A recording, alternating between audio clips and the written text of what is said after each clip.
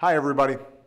It is hard to believe, but it was 7 years ago this week that one of Wall Street's biggest investment banks went bankrupt, triggering a meltdown on Wall Street and the worst economic crisis since the Great Depression.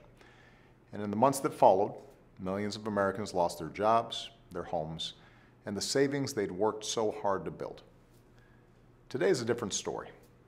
Over the past 5.5 years, our businesses have created more than 13 million new jobs.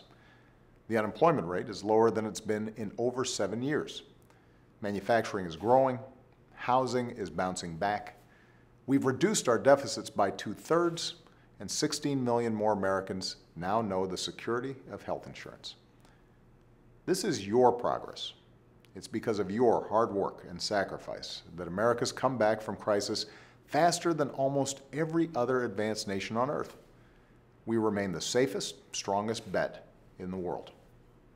Of course, you might not know all that if you only listen to the bluster of political season, when it's in the interest of some politicians to paint America as dark and depressing as possible. But I don't see it that way. I've met too many Americans who prove, day in and day out, that this is a place where anything is possible. Yes, we have a lot of work to do to rebuild a middle class that's had the odds stacked against it now for decades. But that's the thing about America. Our work is never finished. We always strive to be better, to perfect ourselves. We just have to make the right choices. And if Republicans want to help, they can choose right now to pass a budget that helps us grow our economy even faster, create jobs even faster, lift people's incomes and prospects even faster. But they've only got until the end of the month to do it, or they'll shut down our government for the second time in 2 years. Democrats are ready to sit down and negotiate with Republicans right now. But it should be over legitimate issues, like how much do we invest in education, job training, and infrastructure, not unrelated ideological issues like Planned Parenthood.